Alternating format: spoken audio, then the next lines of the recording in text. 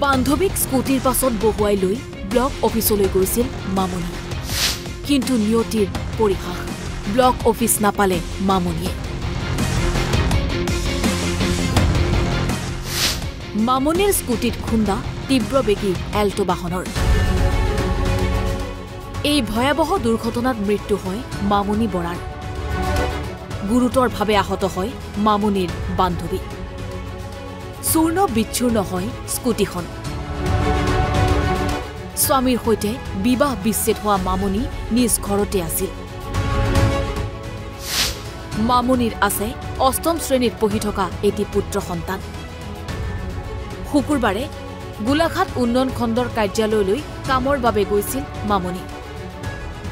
কিন্তু আদবাটত যেন হাত বাউল দি ৰৈ আছিল মৃত্যুৱে। সেই কথা জনা নাছিল মামনিয়ে।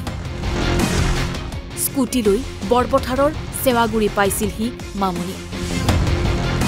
সেই সময়তে বৰপথাৰৰ পৰা সৰুপথাৰ অভিমুখে আহি থকা তীব্ৰবেগী এল্টোৰ খুন্দাত চিৰবিদায় লয় মামনিয়ে। সংকটজনক অৱস্থাত চিকিৎসাধীন মামনিৰ বান্ধৱী।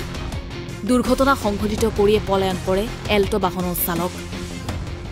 ঘটনাটো এনেধৰণৰ, তেওঁলোক বৰপথাৰ দিশৰ পৰা আহি আছিলে মহিলা দুগৰাকী, আৰু তেওঁলোকে হেলমেটো পৰিধান কৰি আছে। তেওঁলোকে এইফালৰ পৰা অভাৰ স্পীডত এইখন এল্টোখন আহি পেলাই অভাৰ স্পীডত আহি পেলাই তেওঁলোকে মাৰিছে, আৰু লগত যিজন আছিলে তেখেতৰ মুখত সুৰাও গোন্ধ পোৱা গৈছে। মহিলা কেইগৰাকী, এগৰাকী বচা পথাৰ বুলি গম পোৱা গৈছে, এগৰাকী হেণ্ডছোৱা বুলি গম পোৱা গৈছে। এগৰাকীটো চিৰিয়াছে, আৰু কি হয় এগৰাকী অলপমান তেখেত পলায়ন কৰিলে হয়। তেখেতলোক এজনো নাই এতিয়া দুজনৰ ভিতৰত। এল্টো কেইটান এইখন। আৰু মহিলাকেইজন কিহত আছিলে? তেওঁলোক স্কুটিত আছিলে।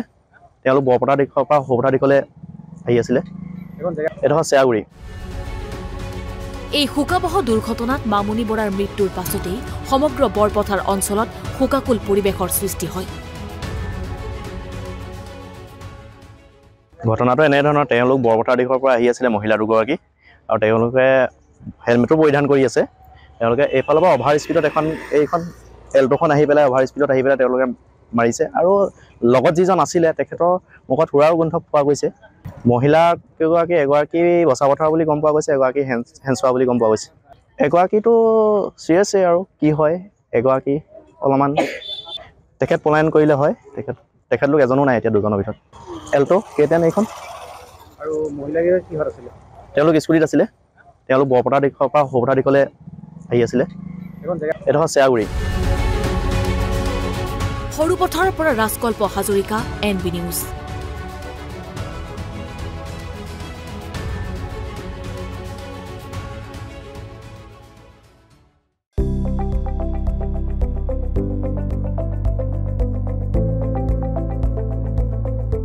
NB নিউজ, সহজ সৰল ভাষাত নৱভাৰতৰ কথা।